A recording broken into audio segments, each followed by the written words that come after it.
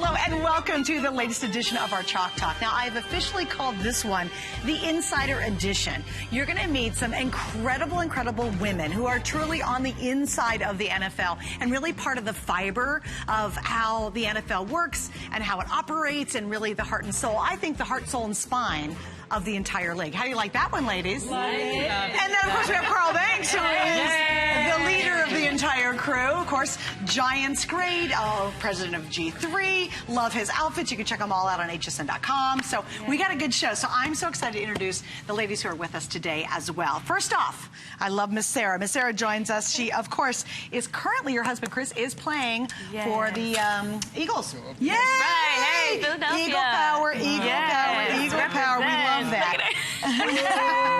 Uh-oh, we got a lot going on in here. Booing is Yolanda Merritt. That is booing right now. She is the wife of, the wife of David Merritt, former player. And this is what I just discovered, which I thought was really cool. The longest tenured coach for the Giants. Oh, wow. Girl, that's huge. In this world of the NFL, that's a big deal. And then, of course, here's Miss Dawn Neufeld. She's joining us. She's the wife of the former player Ryan Neufeld, a lawyer. You're very much an autism warrior. Yes. And we're going to kind of get into some of those things that you kind of deal with in your life and have experienced over the years with the NFL and your husband and things like that. So it's going to be fun. Are you ready to go? Yeah, let's do it. I got a good first question. You got a good first question? Start? Go. Everybody has kids. Who's going to win the NFC? And we've not talked about this. No. Yeah, hello.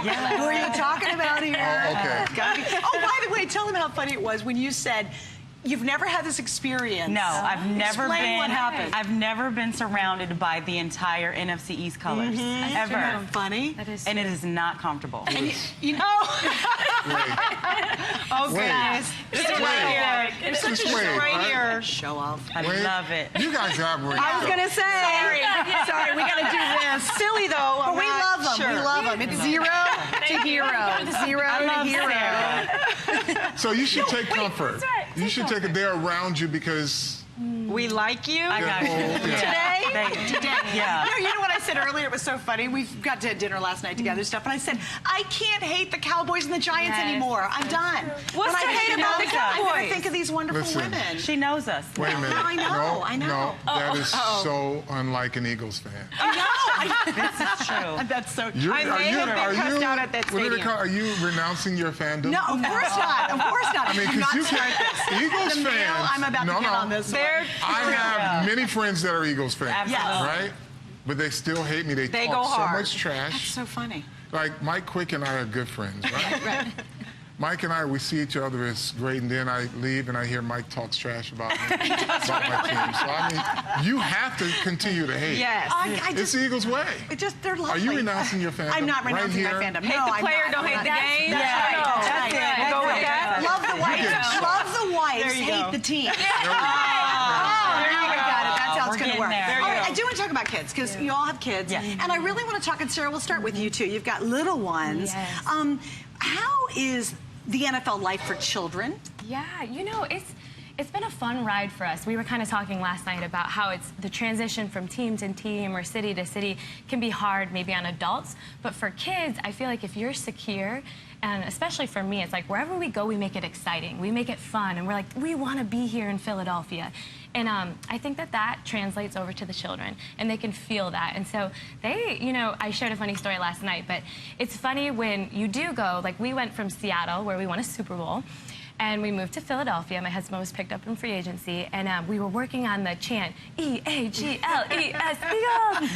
And so when we got there, we went to meet Coach Kelly, you know, and he was saying hi to our family, and my husband was like, Micah, what do we say to Coach Kelly? You know, we're thinking he's gonna say E-A-G-L-E-S, Eagles. He said, go Seahawks!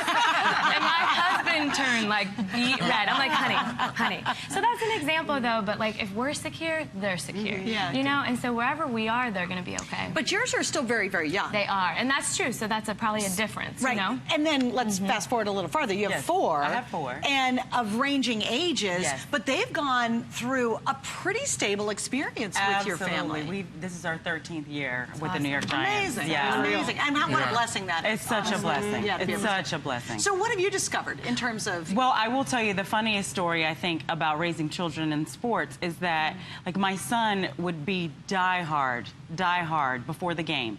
You know, all week we're going to beat up on whoever it is. You know, he's all excited, talking junk. So on Sunday, when we lost, on Monday he would be like, I'm sick.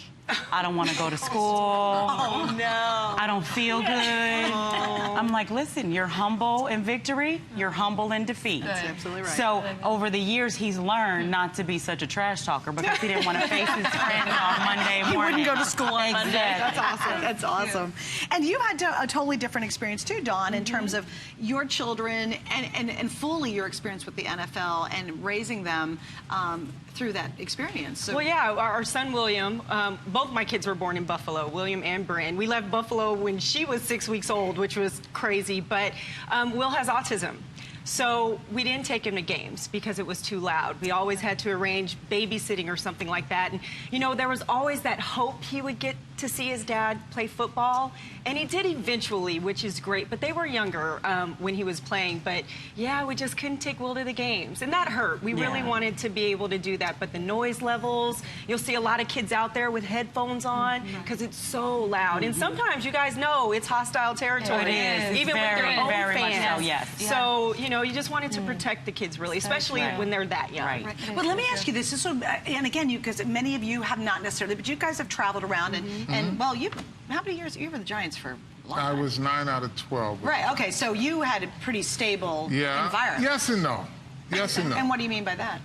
Because, and I think they'll expand on this, the uncertainty from year to year in the NFL is something like, with Yolanda, her husband's been in one place, but they've, you know, they're not immune to reading the newspapers when the head coach is getting fired. Exactly. Or now you get a new coach, and I'm sure he comes home and says, babe, I don't know what we're going to do. So it's kind of like, and then with you, it's free agency, but it's like, okay, well, what team is he going to go to? And then I got to find new friends there. So it's still a year-to-year proposition, whether it's good or bad. And then Ryan was going from team to team, and he was trying to make some teams, other teams he didn't know whether he was going to be on in the final cut. So it's like, how do you get settled? 1 year out of 7 seasons were we confident he was going to make the roster. So every year on cut day, we're waiting for that phone call. Every single year. And tell them what would happen. So you're waiting for the call because they'd call you, but then family, friends, everybody's cell phone's blowing up because they want to know if he got cut. So every time the phone rang, you're like, is this the call? And you literally had to tell people to stop calling. It was crazy. Your poor little heart jumps. Every time. My big thing would be is, Dad, God, I have to leave my hairdresser. That is seriously, for you as women. Oh, absolutely. For me, it's lashes. What about the dentist? Lashes.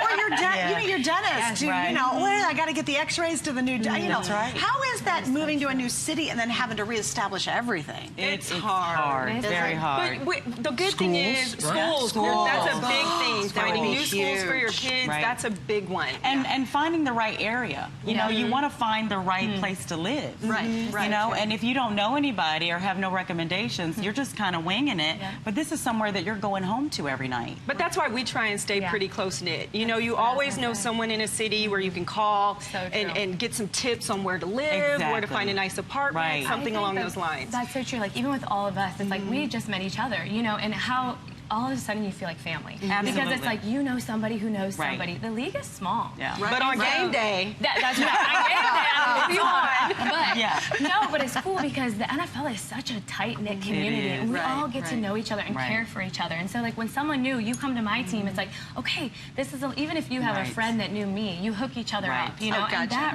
really, really helps get connected. And so, because, and you don't have to explain to these women what my life is like. So true. You know, other people, you know, are somewhat fascinated. How does this go? How do you do that? But we automatically get it. We get it. Yeah, I don't have to explain that to you. Okay, I got a great question next, but also I want to make sure you go to hsn.com and check out all of our amazing gear. We have, of any TV retailer out there, the largest, most expansive collection you will ever find.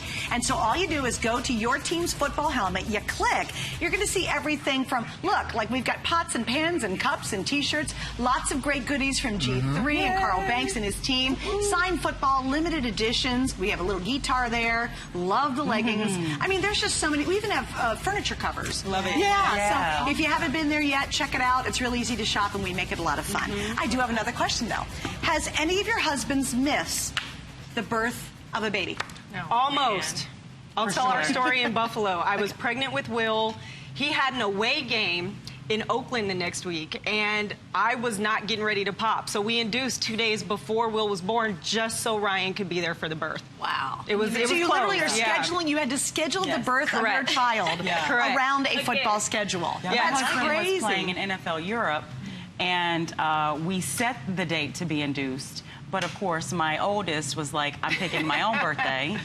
I went into labor. Oh, We called. Of course, the flight is like, you know, what, 9 hours, 7 hours. He didn't make it. He really, how soon He did he missed get it. there? I think it was like maybe a couple hours later, but Were you missed it. cursing his name at all through it? You know what? You always, Where is he when I need because him? this is the one thing you should be going through with me. You know what I mean? Right, This exactly. is the one thing. But he made the rest of them. So. And your husband made both yours? Yeah, well, he missed the first, and he just made the second. But man. with our first, my husband was cut when I was 36 weeks pregnant. So I went home to have our first son, and so my husband, he was at that point where he was just getting on the team. So we were like, stay, play. I got my job. I will take care of this. Right. You take care of your job. So he missed our first son. But when he came in to meet our son, he said, Sarah, I will never miss another child's birth unless we go to the Super Bowl. Right? And so we all laughed. We were like, Yeah, that's whatever. okay. Yeah, That will that's never happen. I get pregnant again. We're getting into the season of the Seahawks, and I'm like, oh my gosh, we are going to the Super Bowl. Like, we are going. And I was like, honey, I am really pregnant. So we go to the NFC West Championship game, we win, and everybody's excited, and I go in to see my midwives. I'm like, you guys are coming, right? They're like, honey, your blood pressure is so high, you can't go. So I'm like, okay, I can't go to the game. They're like, you literally have to sit home with your legs crossed until your husband gets home so that he can make it. Wow. So he made it home, and we had our son Mason 3 days after the Super Bowl. Oh, wow. Oh, That my is awesome. God. Yeah. Mason was a Thank good God. boy. Mason was a good boy. How are you supposed to, how did you stay calm during watching the Super Bowl at home? I crossed my legs. I just kept them crossed. I bet you did. You're like, my. So much is made about the sacrifices of players, right? And coaches. And not enough, I don't think enough credit is given to the support system that really gets these guys out of the door. Yeah. You know, there's Right. players who may have had a bad week, a coach who may have had a bad week also. Absolutely. And it's like, honey, you got to go to work. Right. Or what do you do like when those bad days happen or those bad weeks, or you pick up the newspaper and the position that your husband coaches has a rash of injuries. Absolutely. Right? What is it? What is said after a bad game or bad day? What's said? Well, you know, you're always trying to be encouraging. You're always trying to say the right thing. My husband he gets silent. So no matter what we say, we don't get much response. And we're used to that, you know? So he just kind of shuts down, you know. You try to say, good job. You try to say, you know, you'll get him next time. And he really doesn't have a lot of response. And then as the week goes on and time wears off, then we can kind of regurgitate what happened in that game. But initially, it's not a good thing. See, and I learned there's nothing I can say to make it better. No. Ryan will still tell you about the time he dropped a pass in the end zone in college, and his team won 48-8, you know? Yeah. So I learned that I have to just kind of let him have his Right. space, but to keep life normal. I mean, Ryan would come home on Sunday after a game and take the trash out. Yeah. Because Monday was trash day, you know? So you just Exactly, try yeah. to keep it normal. When they're not Right. on that field, they're just dads. They're Right. just husbands. Right. And they got to take the trash out. They got to take the There's trash. the soccer practice you got to be Yeah, at. I mean, I feel like he's had a few things happen in particular that I'm like, they were just the whole stadium. You're like, oh boy. But I feel like they feel it so much in the locker room and from their coaches that when they come home, like you said, it's like, we don't want to talk. Yeah. So, but I think it's cool though when you get, because when Chris has been playing for 7 years, it's like you learn your spouse, you learn what they need, and Right. you learn when to be quiet, and you learn when to talk. Exactly. Yeah. And so, and I think, and to keep them going, you have to encourage them in a way that nobody else will encourage them. Right. You know, things that their coaches aren't going to tell them, things that the players aren't going to say Right. to them. So you learn Right. those key things, and you keep pushing that. you Okay, know? so I'm going to ask this really All right. personal question. Right. Really personal. I thought like the it birth personal. one. We all was know. No. I need the one thing that you feed your husband when he's feeling bad? Because see, That's such a guy question. No, because this is what he'll get teased about by his friends. See, I know they were nervous. They were holding their breath. I know, like, what's going on here? what is the thing that you do in the kitchen and making food that makes... Well, I will tell you, my husband's mom is full-blooded Italian, so I cannot compete with his mom, and his dad's full-blooded Greek, so they have a lot of good food going on. But one thing that I say to you, my husband loves Rice Krispie treats. Oh my God! I swear. And if he comes home and there are Rice Krispie treats, he will be like, "Hi, honey. Everything's good. Good to see you." I'm like, "All right." So I mean, it's like a cute. little treat, but he loves Rice Krispie treats. So you've mastered that. Mastered it. You know, that's a really tough question to ask. I really think it depends on the season, the time of year. Comfort food when he's having a bad one. What's your Comfort go-to? food, it's probably gonna be something sweet. And I would say maybe like cheesecake. Oh, okay. I like that. Sometimes chocolate brownies with walnuts. Okay. But I'm going with sweets. All right. There you go. Brownies, no nuts. Oh. That brings Brownies, him, no that nuts. brings him back? Yes. Okay. And macaroni and cheese. Oh, Every time. Oh, that's a good. good Yes. one. What about you? Would you come home all grumpy and... What would bring me back? My mother, when she was in town and I had a bad game or we lost, it was probably something sweet also. Okay. Yeah, because we all shared that in our family in common. We all had sweet tooth. Exactly. So she said, you want to go get some, or I brought you, my aunt makes great pound cake. Your Aunt Catherine sent you a pound cake. how You want- lovely you- that. do you want it now? Exactly. Yes, Mom. That is so true.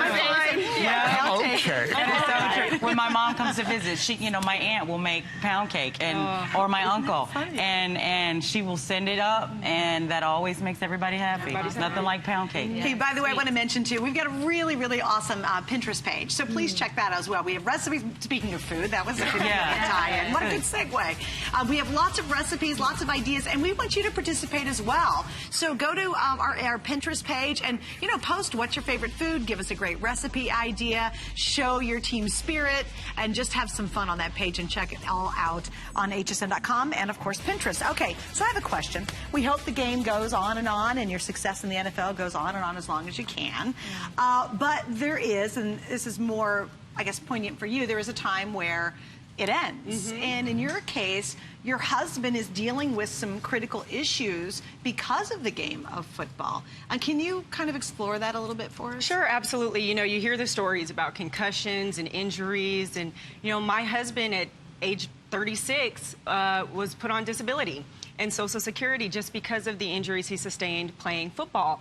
And so it's kind of one of those things where if you asked him today, he probably thinks he can get back on the field. There's like this denial that goes on, There's this denial that goes on. And as a wife, you're sitting there at times watching your husband suffer. So I've learned that we have to be a little proactive in making sure that they're being taken care of, because y'all don't take care of yourselves sometimes. So that's probably been one of the bigger challenges. Yeah, because I think the mindset is always it'll be okay with players. It's always got to tough through, got to get through it. Right. And, Tough it out. But the reality is, which you guys have the biggest job is, hey, look at these kids. Look at our family. Hey, look.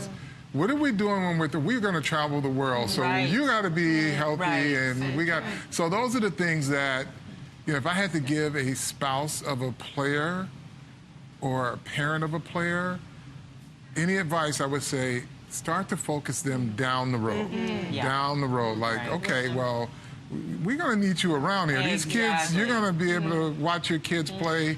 But do you feel like there's a sense of I'm invincible, especially when you're Yes. younger? You're like, no, I'm But fine. there's no pads. Like now that you have no pads on, it's a different thing. True. So Yeah, that's true. the invincibility comes on Sunday from 1 to 5. You know what I mean? And after that, you're just a normal person. That's true. That's very true. And I was just going to say, what I think helps is, we were talking last night, it helps for people, like what you said, giving wisdom to people that are still playing. Yeah. Sure. So I think it helps to have a community. Like she was sharing with me just some tidbits. Hey, be looking for this. Talk through these things. And I think that that's what's so sweet about our community, is that we can do that with one another. And we can look out for one another, and give each other a little, like what you said. Yeah. Hey, if I could give you wisdom, and that's what Chris and I, we always try to ask people, like, what are your tips for us? Because we'll take it, and like we want to hear it. Because people that have already walked through it, they can look back and say, I would do that differently. And you will never be able to hang up his cleats for him. Right. That's what I learned. Right. He has to be Right. ready to hang them up himself. Well, here's what you say to them. Yeah. You say to them, you want to play and walk away. You don't want to play until you can't play anymore. Exactly. You know, because football players are playing until they can't anymore. You know,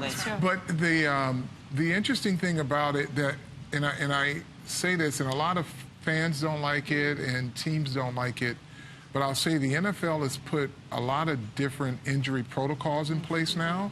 And players are taking advantage of that. Yes, right. Absolutely. You know, so it's frustrating sometimes when the player says, I can't go. Right.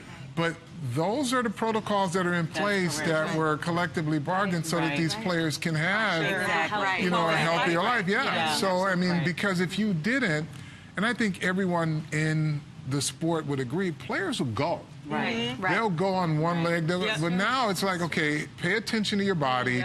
There are protocols in place. You can't be pressured to play.